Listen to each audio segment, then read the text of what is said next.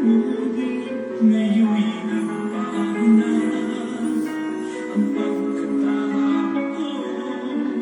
Mula nang makilala ka, Jesus, pananalig ko'y tumibay. Buong tiwala ang binigay sa'yo lamang, Jesus,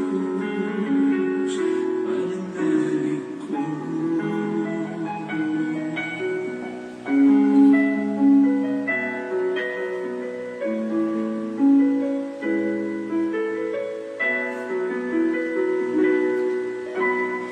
Nabuhay sa kasalanan ng puso ko.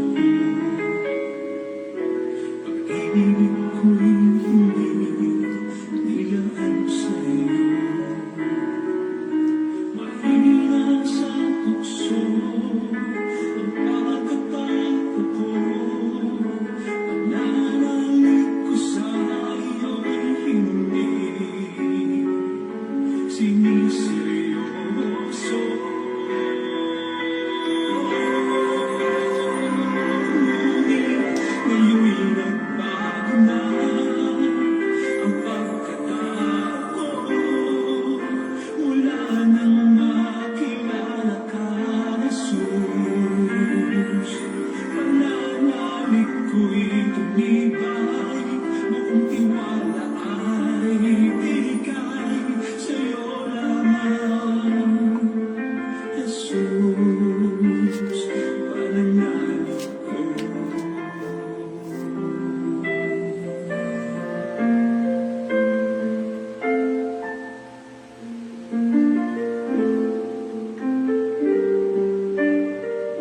Para lang sa'yo.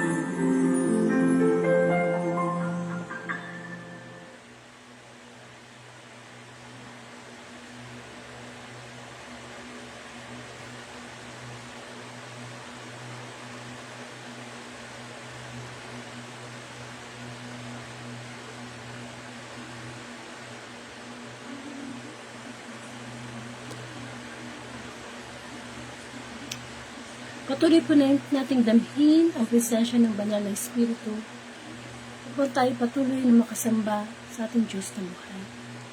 Sama-sama po tayong manalangin sa ating Panginoon upang tayo magpuri at humingi ng kapatawaran sa ating mga kasalanan.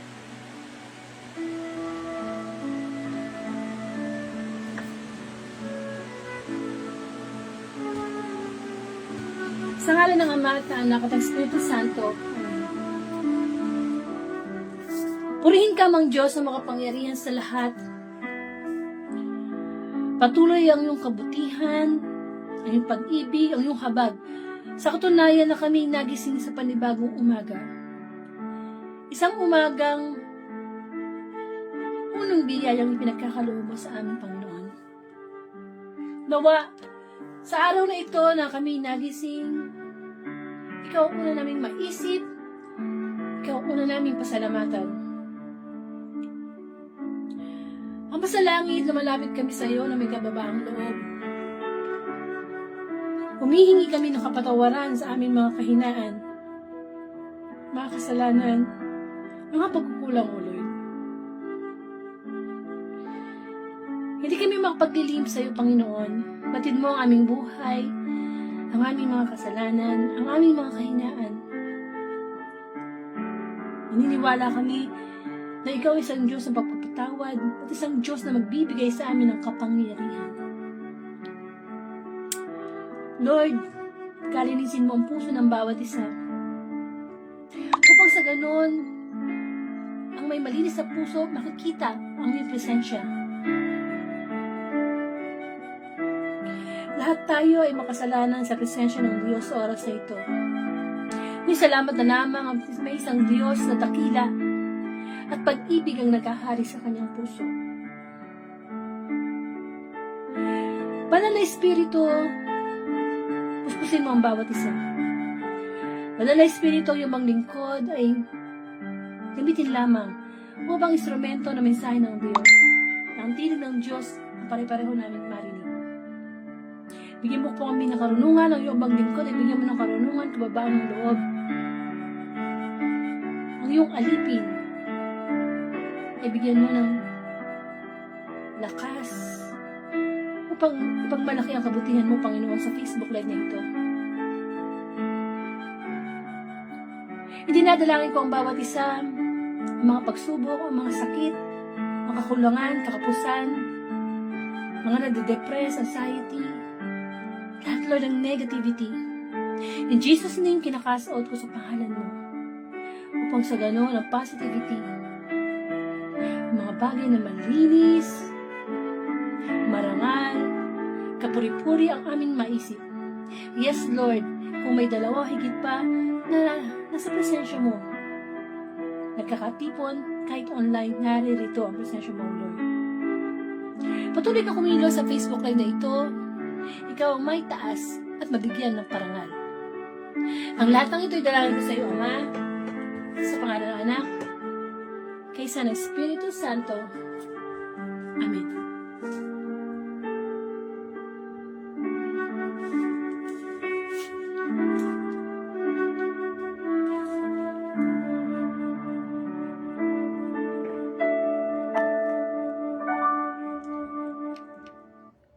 So, welcome po sa Word of God, Daily's Gospel, na kung saan ang layunin ng Facebook Live na ito ay palaganap ang mabuting balita through social media, kamukha po ng Facebook Live. So, maraming po salamat sa Panginoon sapagkat tulad ng nasa panalangin, ang unang-unang biyaya na natatanggap po natin ay yung biyaya ng magising tayo sa panibagong umaga. We don't deserve, no? Dahil nga sa ating mga kahinaan, ating mga kasalanan, natulog tayo pare-pareho kanina na ang tanging ang Diyos na lang magde-decide kung tayo gigisingin. Pero sa katunayan tayo gising, nakakarinig ng mabuting balita, ibig sabihin nun, patuloy ang habag sa atin ng Diyos. Bigyan natin siya ng puwang sa ating puso. Ang oras na ibinigay sa atin, 24 hours, ialay natin sa Kanya ang ilang minuto upang sa ganun mataniman ng ating puso ng kanyang mga mensahe sa kanyang mabuting balita. Amen. So, bago po tayo magpatuloy, pakinggan na po natin ang mabuting balita. Bigyan po natin ng parangal. Hallelujah, hallelujah. Purihin ka, Mang Diyos, na makapangyarihan sa lahat. Hallelujah, hallelujah.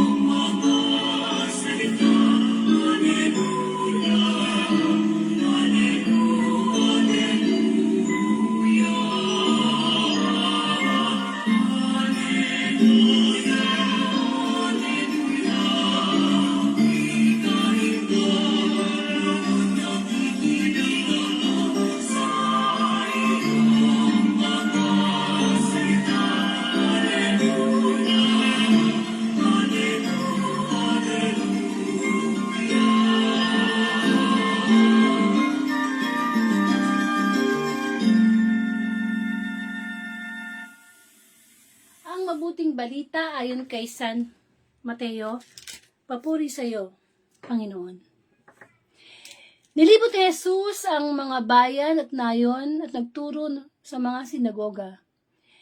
Ipinangaral niya ang mabuting balita tungkol sa paghahari ng Diyos at pinagaling ang mga may sakit, anuman ang kanilang karamdaman. Tinipon ni Jesus ang 12 alagad at binigyan ng kapangyarihang magpalayas ng masasamang espiritu at magpagaling ng mga may karamdaman. Ang 12 ito ay sinugo ni Jesus at kanyang pinagbilinan.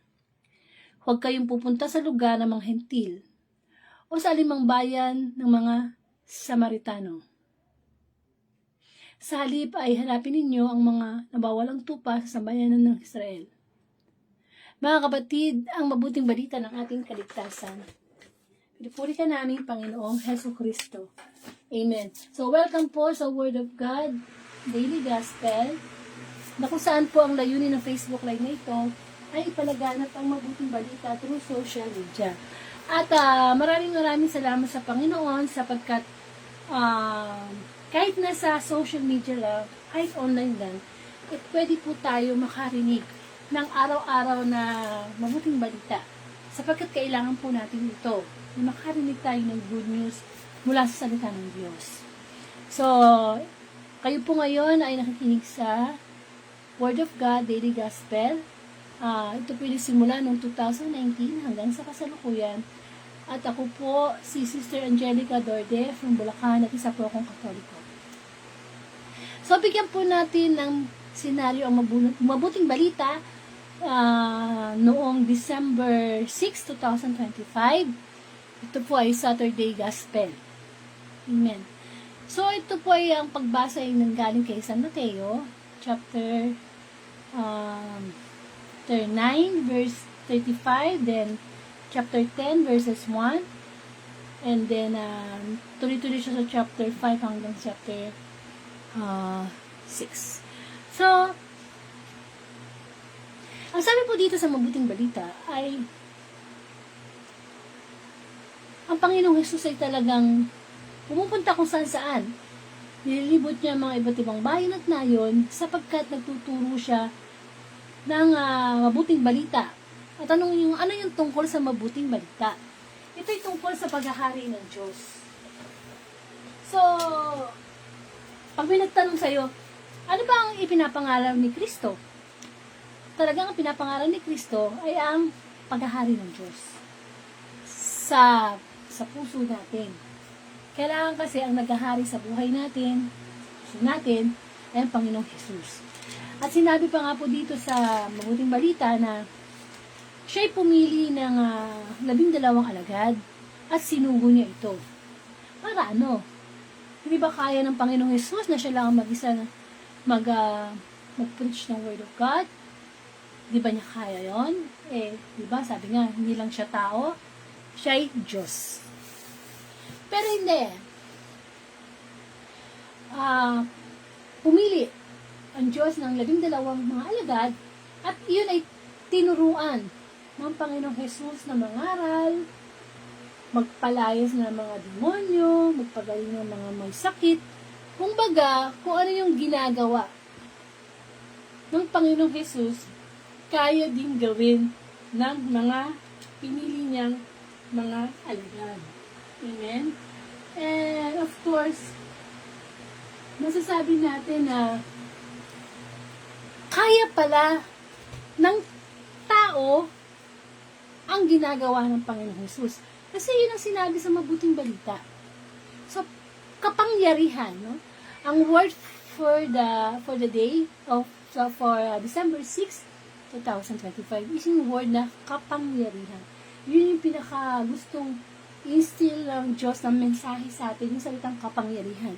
So, ano ba sa English ang kapangyarihan? Power. So, alam naman natin may mga superhero. Sino ba yung mga kilala nating superhero? Si Darna, si Wonder Woman, Superman, Iron Man, American Man ba yun? Basta maraming mga superhero na kilala natin, no? Lalo na ng mga bata tayo, na talagang inubilo natin mga bata, no? Meron pa nga sila Plastic Man. Basta, meron silang kapangyarihan.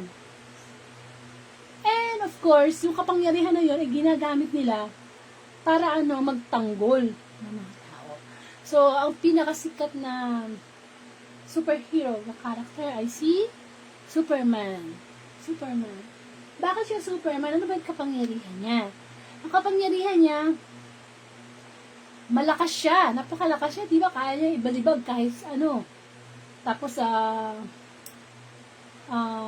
nakakalipad siya.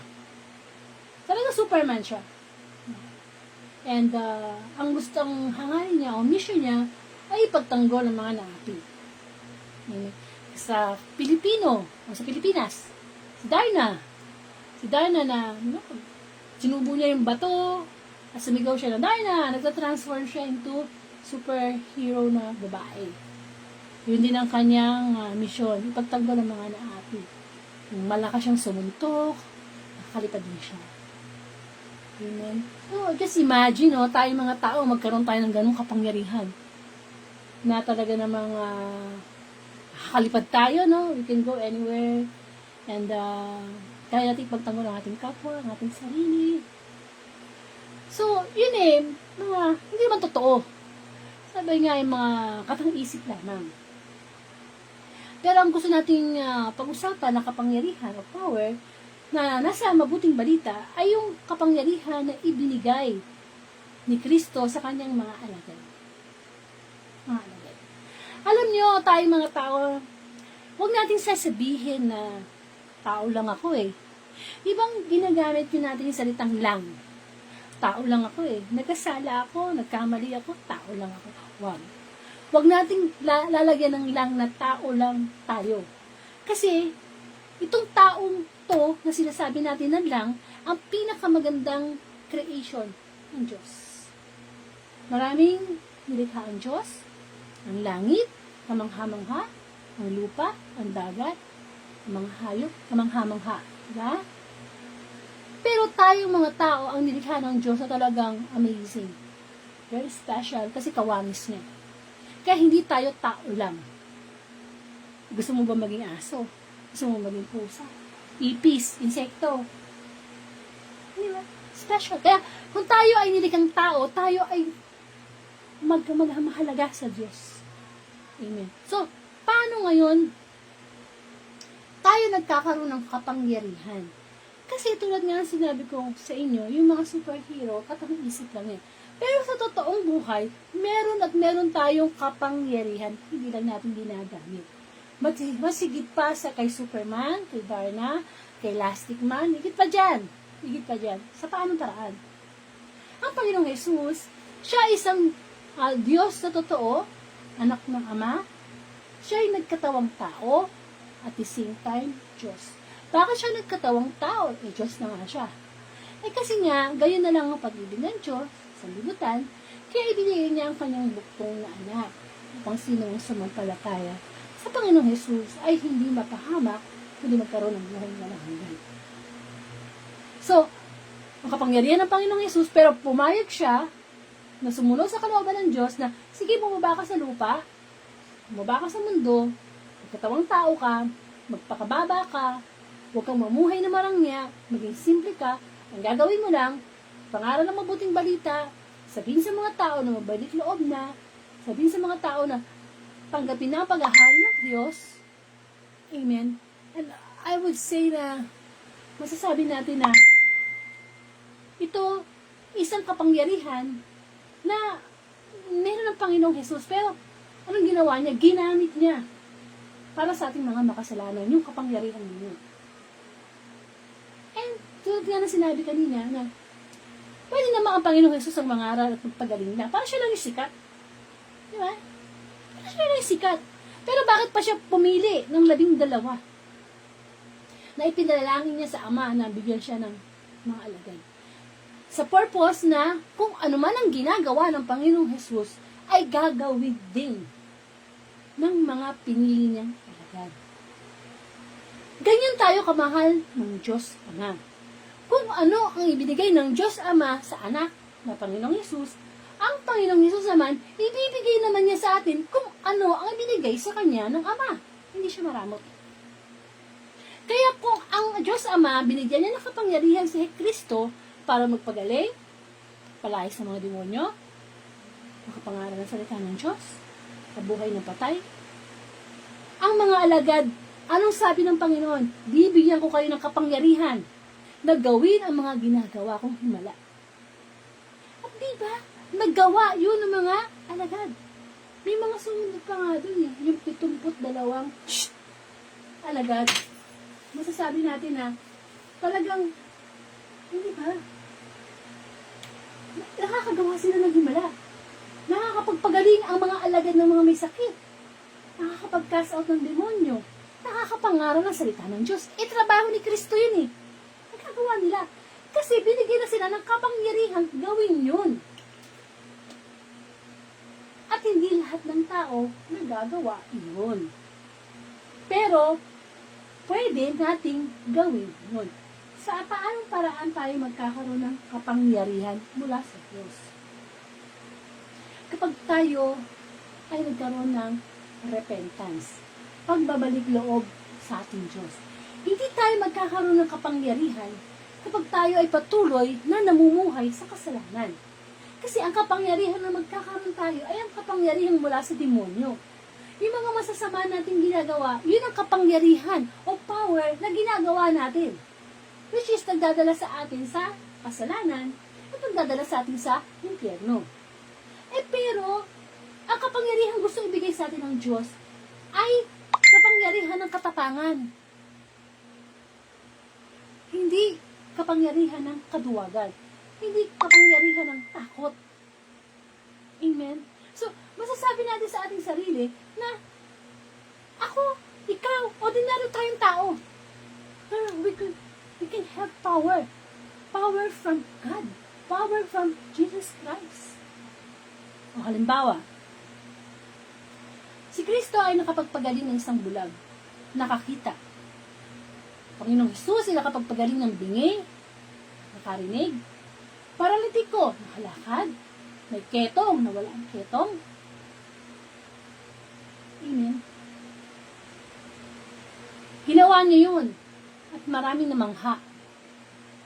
May kapangyarihan siyang gawin. May kapangyarihan siyang magsabi na huminto ang ulan, ang bagyo, ang alon. Nautusan niya kahit ang kalikasan. Kapangyarihan yun. Pero ang kapangyarihan na gustong ibigay sa atin ng Diyos ay yung kapangyarihan mabago ang ating mga sarili. Tayo mismo yung masasama natin ugali. Halimbawa, dati kang lasinggero, babaero, sugarero. Dati kang magagalitin. Dati kang punong-puno ng inggit sa puso mo. Dati kang mukhang pera. Dati kang magnanakaw sa gobyerno. Dati kang prostitute. Dati kang masamang tao. Kasi, ang kapangyarihan na meron ka, o meron tayo, kaya tayo na nasa kasalanan, ay kapangyarihan galing sa demonyo. Diba? Ngayon, kapag isang tao ay nagbago, nagbalik loob sa Diyos, doon na nagaganap ang pinaka mahalaga, dakilang himala. At yun, yung magbago ang isang tao.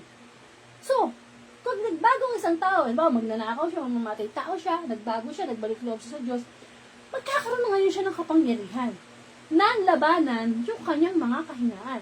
So, tatalikuran na niya ang pagiging magnanakaw, ang pagiging mamamatay tao, sinungaling, inggitero, yung mga masama ugali. Diba? Napakahirap yata ang talikuran ng mga bagay na masarap, makasalanan, mga perang ninanakaw, pero talikuran yun. Pera, kapangyarihan, kasikatan, katanyagan, di ba? Kapangyarihan. Pero kapag tinalikuran natin yun, dyan kikilos sa kapangyarihan ng Diyos. Diyan tayo matututo na magkaroon ng power to forgive, the power to love others, the power to be humble. Kasi di man natin magagawa yun, ang tayo lang. Kasi likas sa tao ang ma-pride.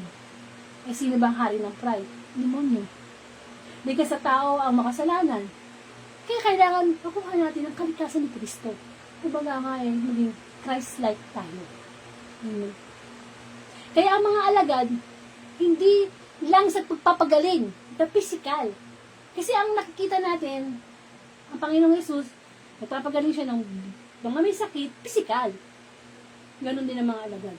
Ang gusto talaga ng Panginoong Hesus, yung spiritual na kagalingan. Doon gagana ang kapangyarihan ng Diyos sa atin. Na yung dating kapitbahay mong bongangera, walang ginawa kundi mag-chismis, ngayon bigla ka magugulat. Aba, nagsisimba. Aba, maganda, tahimik na, magalaw ng magsalita.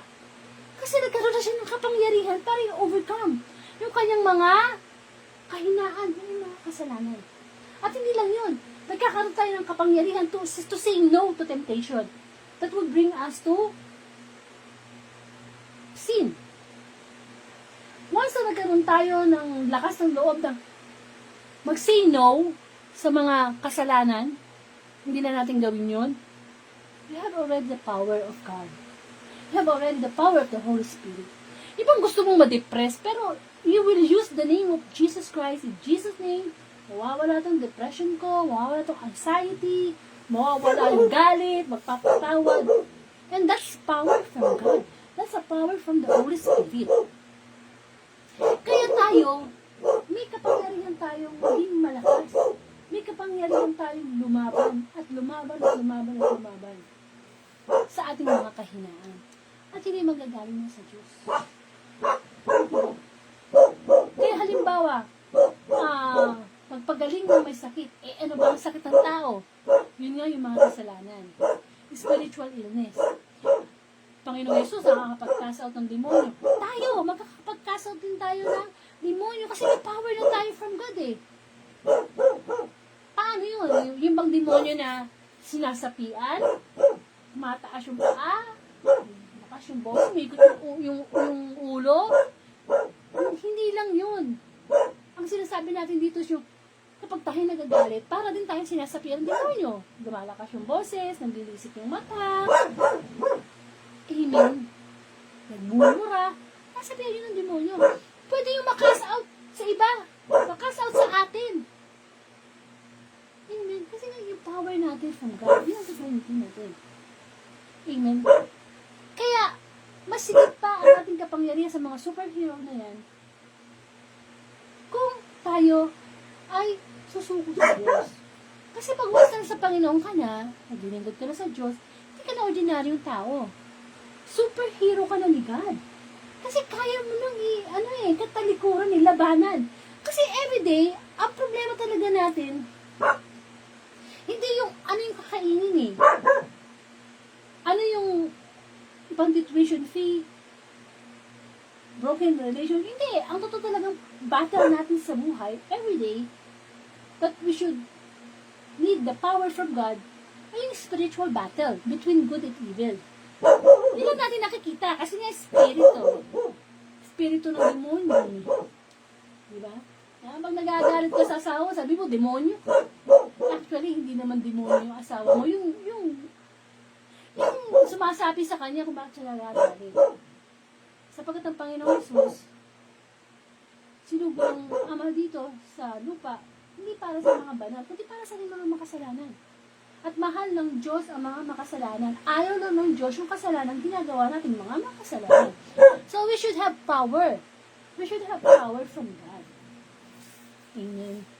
Kasi, kamukha nga ni San Pablo, na talaga namang tinutuliksa niya ang pananampalataya noon kay Kristo, mapatay pa siya ng mga mananampalataya. Pero nung nagbago siya, di ba? Tinalikuran niya yun. Talagang 100% siya naglingkod sa Panginoon. At nagkaroon siya ng power. Yun ang magandang power na idalangin natin sa Diyos. Spiritual power. Kasi pagdadala sa atin yun sa karya ng Diyos. Sa langit. Kaya huwag natin sasabihin na, wala na akong pag-asa. May sakit ako. Wala na akong pag-asa sa buhay. Walay na ako sa asawa. Wala na akong pag-asa sa buhay. Gusto ko nang mamatay. Tapusin na natin to. No. Yan ang sabi ng demonyo. Pero hindi. Kahit tayo sa ordinaryong tao lang, magiging mas malakas tayo sa pinakamalakas sa buong mundo. Kasi, kasama natin ang Diyos. At pagkasama natin ang Diyos, sino sa atin, di ba? Lalaban. Matatag ang ating kasama. Kailangan lang talaga nating maging submissive, humble. Sabi nga, we cannot serve God kung hindi natin kayang limutin ang ating sarili, ang ating pamilya, kung hindi natin papasinin ang ating sarili. Kung hindi natin lilimutin ang lahat, kapalit ang Panginoon, kung hindi tayo magtitisang ng wakas. Hindi nga kasi kinawa ng Panginoon Jesus. Perfectong Diyos, pero hindi ba? Nagkatabang tao para sa atin. Para saan? Para bigyan tayo ng kapangyarihan. Nauunawaan ng Diyos yung mga pinagdadaanan natin pagsubok, ang karamdaman, ang kakapusan. Kaya nga siya nagkatawang tao eh. Kaya nga, Nagpakita siya na ito ang kapangyarihan ko. Pwede kong i-transfer sa'yo. You can be Christ-like. Nakasan lang natin yung ating kalooban. Yun ang pinakamahalaga. Amen. Kaya, huwag natin iisipin na ang buhay natin kawawa lang, walang nagmamahal, maraming galit, maraming, di ba? Puro negative. You have the power. May kapangyarihan tayo. At kapag napagtagumpayan natin yung mga pagsubok natin, dahil sa kapangyarihan, sa inspiration na binibigay ng Panginoong Jesus, magbubunga yan ng banal na Espiritu. Ang pag-ibig, the love, the joy, the peace of mind. Pag nandiyan na yan sa atin, we have the power already. Tandaan natin, hindi tayo binigyan ng Diyos ng kapangyarihan ng takot. Kung binigyan tayo ng kapangyarihan ng lumapit sa Diyos, mahalin ang Diyos, maglingkod sa Diyos. Kung hindi pinako, namatay at muling nabuhay ang Panginoong Jesus, hindi tayo makakalapit sa Ama. Pero siya yung kordero siya yung inihandog Kaya ingit-ingit ang diablo sa atin. Kasi pwede tayo magbalik loob sa Diyos, siya hindi. Di ba? Kaya nga siya pinarusahan. At gusto ng diablo, kasama siya. Kaya patuloy niya tayong tinutukso sa mga bagay na mahinga tayo. Yung mga pride natin. Ang turo naman sa atin ng Panginoon, be humble. Ako lang magpaparusa, ako lang maghuhusga. Di ba tayo, no? Malaki tayo sa atin. Wala naman tayo pagmamalaki. Di ba? Wala. Sapagkat ang lahat ay hinihiram lang, ang lahat ay pansamantala lang. Kaya dapat, wala na natin hingin. Idalangin ang kapangyarihan mula sa Diyos. Kung lagi natin hihingi yumaman ako, kapag-travel ako, mga pansamantala lang yun Mag-isigurista tayong tao. Hingin natin yun talagang hindi nabubulok, hindi nananakaw. At yun ang kapangyarihan mula sa Panginoon. At hindi maramot ang Diyos. Libre yun. Basta magpakita lang tayo ng pagiging mababa ang kalooban. Bibigyan tayo ng boldness ng Diyos na ipangaral siya, ipagmalaki siya. Amen. Hindi lang natin maramdaman ang kapangyarihan yan kapag nandun yung presence of loneliness, depression, anxiety. At hindi ka na mahal ang lahat ng tao, okay lang yun. Basta ang mahalaga, mahal mo ang Diyos. Mahal ka ng Diyos. That matters. Yun ang mas mahalaga. Amen. Kaya, kung ano man ang pinagdadaanan natin ngayon, na pagsubok, gaano man yung kahirap, always remember, we have the power. We have power from God. Kaya po tayo ng closing prayer.